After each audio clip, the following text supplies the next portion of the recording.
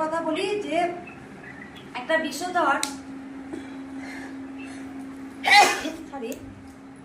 বিষধর তার ইয়েতে কতটা বিষ থাকে জানি না, মানুষের মুখেতে অনেক কিন্তু বিষ থাকে, যেটা আমার এই কথাতে যেন কারো আঘাত না পায়, কারো হৃদয় যেন ছন্নমানা না হয়, তাকে ঠিক সাধনার পথে আগিয়ে দেওয়ার জন্যে পজিটিভ কথা বলতে হয়, খারাপ কথা নয়।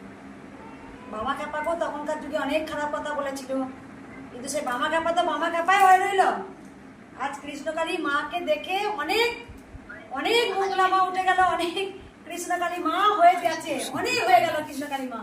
কিন্তু এই যে মায়ের ভালোবাসাটা, এই যে সন্তানে, আমি কত গুরুজনদের কাছে ছোট বড় সবার কাছে ভালোবাসা পাই যেখানে যাই, ওটা কে দিয়েছে? মা দিয়েছে। সে পারলেও কিছু করতে পারবে না, চেষ্টা করলেও পারবে না। আজকে যে ভক্তদের বারবার বলতাম, আমি বাড়ি থেকে বলতাম, মায়ের একটা অনেক বড় মন্দির হবে, মায়ের একটা অনেক বড় মন্দির হবে, দেখবে। তা আজকে তো সেই জিনিসটা আজকে যখন হয়েছে, আরো তো মানুষের ভালোবাসা আরো বাড়তে হয়ে গেছে। যে মেয়েটা লড়াই করেছে, যা হয়েছে, সরে পিছিয়ে যায়নি, সে কিন্তু করে দেখিয়ে দিয়েছে। শত ঝড় শত কষ্ট, সন্তান, আজকে সন্তান থেকেও সন্তান মা পাচ্ছে না, এর থেকে বড় কি আছে? সন্তান থেকেও সন্তান মা পায় না, মা সন্তানকে পায় না। এত হাজার হাজার সন্তান থাকতে তাদের সেবা করতে করতে নিজের যে একটা ফুটফুটে ছেলে আছে, তার জ্বর এলো, কি খেলো, কি স্নান করলো, কি পড়লো, এটা কেউ কখনো দেখেনি।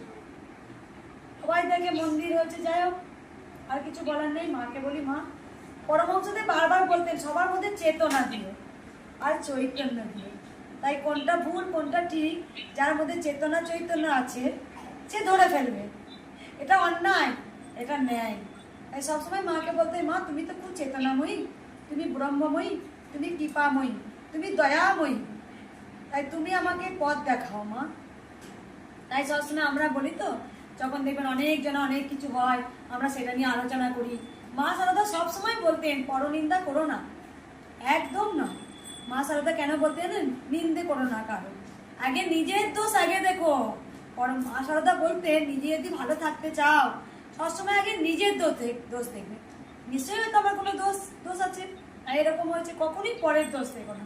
তাই সবসময় যখন দেখবেন কোনো মানুষ একটা আঙুল তোলে যে আই দেখ তোর দোষ, ভালো করে বুঝে নিন 3টা আঙুল কিন্তু তার দিকে চলে এসেছেই, মানে বুঝে নিন।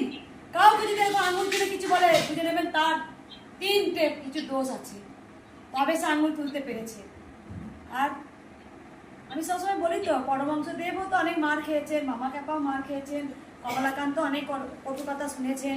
আমি জানি এই ঘোর কলি যুগে আজকে মায়ের কাছে এসে, আজকে জয় কৃষ্ণকালী মায়ের জয় গোটা পৃথিবীতে, ওই মায়ের মন্ত্রটা কার মুখেই বা এলো?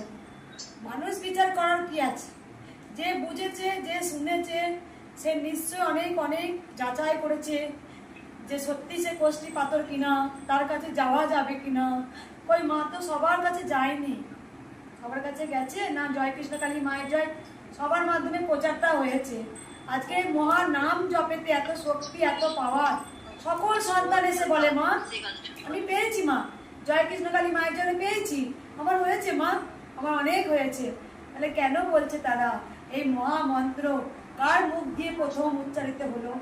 আপনারা বলুন তো, হরে কৃষ্ণ কৃষ্ণ কৃষ্ণ হরে হরে, হরে রাম রাম রাম হরে হরে, কার মুখ থেকে বেরিয়েছিল মা? মহাপ্রভু চৈতন্য দেবের মুখ থেকে। তাই আজকে জয় কৃষ্ণকালী মায়ের জয়, এই মহা মন্ত্র কার মুখ থেকে উচ্চারিত হয়েছে।